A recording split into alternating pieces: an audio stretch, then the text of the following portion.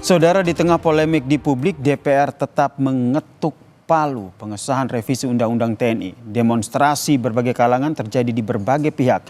Namun karena undang-undang telah disahkan, kini jalan menggugat aturan itu berada di Mahkamah Konstitusi. Dinamikanya akan kami bahas dalam catatan Kompas TV berikut ini. Undang-undang tentang perubahan atas Undang-Undang Nomor 34 Tahun 2004 tentang Tentara Nasional Indonesia apakah dapat disetujui untuk disahkan menjadi undang-undang. Di tengah polemik, DPR tetap mengesahkan RUU tentang perubahan atas Undang-Undang Nomor 34 Tahun 2004 tentang TNI menjadi undang-undang dalam rapat paripurna Kamis lalu. Ketua DPR Puan Maharani menegaskan, proses pembentukan revisi Undang-Undang TNI tetap mempertahankan supremasi sipil. Puan juga berjanji, DPR siap menjelaskan kepada para mahasiswa terkait hal-hal yang dirisaukan atas perubahan itu. Jadi kami berharap dan menghimbau adik-adik mahasiswa yang saat ini mungkin masih belum mendapatkan penjelasan atau keterangan yang dibutuhkan, nanti kami siap untuk memberikan penjelasan bahwa apa yang dikhawatirkan, apa yang dicurigai, bahwa ada berita-berita yang kemudian revisi Undang-Undang TNI ini tidak akan sesuai dengan yang diharapkan, insya Allah tidak. Menteri Pertahanan Syafri Syamsuddin juga menyebut tidak ada dui fungsi militer dalam Undang-Undang TNI yang disahkan DPR. Menhan juga membantah isu adanya wajib militer bagi warga sipil. Tidak ada difungsi di Indonesia lagi. Jangankan jasad arwahnya pun udah nggak ada. Ya. Unjuk rasa menentang pengesahan revisi Undang-Undang TNI terjadi di sejumlah daerah. Di Bandung, aksi massa yang tergabung dari beberapa universitas mencoba masuk ke dalam gedung DPRD untuk menyampaikan aspirasi. Sementara di Semarang, Jawa Tengah, aksi mahasiswa menolak pengesahan RUU TNI berlangsung ricuh. Peserta aksi yang mau memasuki gedung DPRD Provinsi Jawa Tengah dihalau polisi. Koalisi masyarakat sipil juga menentang pengesahan RUU TNI di DPR.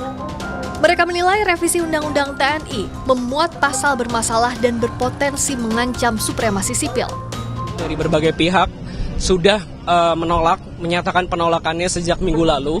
Masih banyak pasal yang bermasalah di sana, di mana diduga akan mengembalikan militer atau ABRI terhadap jabatan-jabatan aktif di sipil yang diduga akan mengancam supremasi sipil.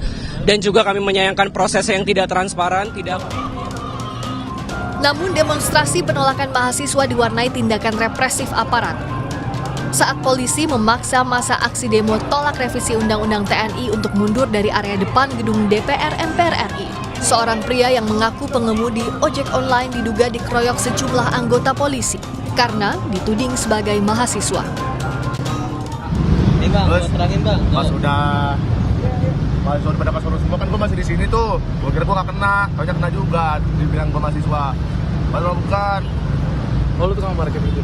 Bukan, gue ojol. Oh, ojol bang. Ojol. Gue ojol kayak cuman karena baterai gue habis, gue nggak ada PB ya tuh di sini. Oh, iya.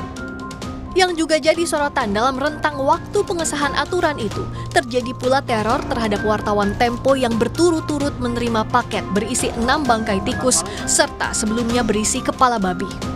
Berbagai penolakan terus disuarakan publik terhadap revisi Undang-Undang TNI. Menteri Hukum Supratman Andi Aktas membantah pembahasan revisi Undang-Undang TNI berlangsung kilat dan menegaskan publik bisa menguji Undang-Undang TNI ke Mahkamah Konstitusi jika menolak pengesahan aturan baru itu.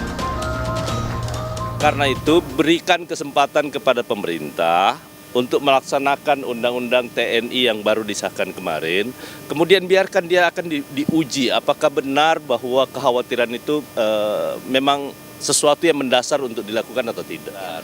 Undang-undang ini dulu saya yang menginisiasi waktu di Badan Legislasi. Itu tahun 2024. Tidak jadi waktu itu karena memang pemerintah belum menyelesaikan DIM-nya. Karena itu menjadi carry over. Kalau teman-teman bilang nggak ada pembahasannya kilat, kemudian yang kedua tidak ada komunikasi sama sekali. Itu dari periode sebelumnya. 7 mahasiswa Universitas Indonesia mengajukan uji formil atas Undang-Undang TNI yang baru disahkan pemerintah pada Kamis lalu. Karenanya ujian kearifan Mahkamah Konstitusi sebagai benteng terakhir konstitusi kini sedang diuji dalam mengadili permohonan uji formil dalam polemik revisi Undang-Undang TNI. Tim Liputan, Kompas TV.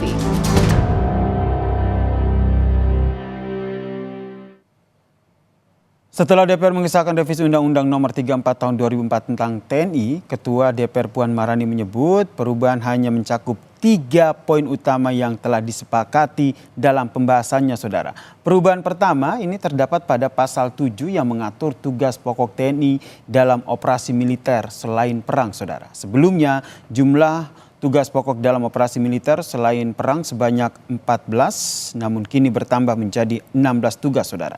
Penambahan itu meliputi membantu dalam upaya menanggulangi ancaman pertahanan siber, serta melindungi dan menyelamatkan warga negara serta kepentingan nasional di luar negeri. Pelaksanaan operasi militer selain perang yang sebelumnya harus ada keputusan politik via DPR, kini bisa langsung lewat jalur eksekutif. Diatur lebih lanjut dengan peraturan pemerintah atau peraturan presiden.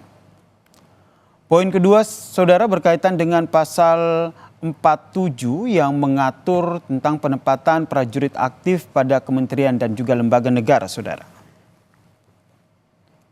Sebelumnya prajurit aktif hanya dapat menduduki jabatan di 10 kementerian lembaga, kini menjadi 14 institusi, Saudara. 4 institusi tambahan yaitu Badan Keamanan Laut, Badan Nasional Penanggulangan Bencana, Badan Nasional Penanggulangan Terorisme dan juga Kejaksaan Agung.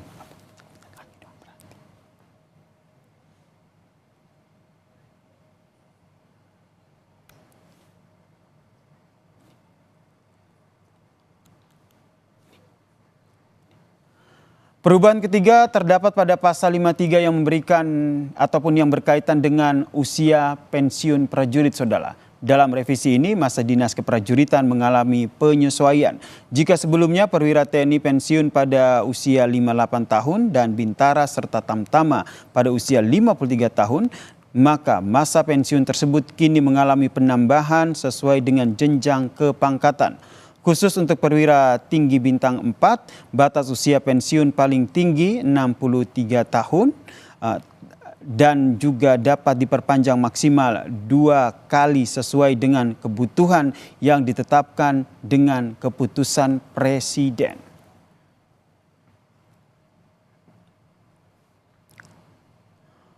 DPR mengesahkan rancangan Undang-Undang TNI menjadi undang-undang di tengah penolakan sejumlah kalangan, termasuk mahasiswa, Saudara. Aksi penolakan didasari kekhawatiran kembalinya difungsi ABRI di era Orde Baru. Meski DPR memastikan pengesahan Undang-Undang TNI ini dilandasi semangat supremasi sipil, pengawasan kolektif publik terhadap peran dan juga fungsi TNI sangat diperlukan, Saudara. Memastikan supremasi hukum dan juga supremasi sipil adalah amanat reformasi yang harus dikawal bersama. Kebebasan berpendapat dan juga berdemokrasi secara bertanggung jawab harus tetap ada. Trauma masa lalu akan rezim otoriter dan juga represif harus jadi pelajaran berharga bangsa ini. Kesejahteraan masyarakat bisa dicapai dengan tata kelola negara yang baik, akuntabel dan juga menjaga kedaulatan hukum, bukan dengan cara kekerasan dan anti demokrasi. Undang-Undang TNI sudah disahkan dengan argumentasi pihak pro dan juga kontra. Pihak yang menolak bisa mengajukan judicial review ke Mahkamah Konstitusi. Kearifan Mahkamah Konstitusi sebagai benteng terakhir konstitusi sedang diuji. Mensejahterakan bangsa dan juga menjaga kualitas demokrasi bukanlah dua hal yang bertolak belakang, apalagi harus dibenturkan. Keputusan Mahkamah Konstitusi final dan juga mengikat. Hormati dan pedomani dalam spirit demokrasi dan keadilan.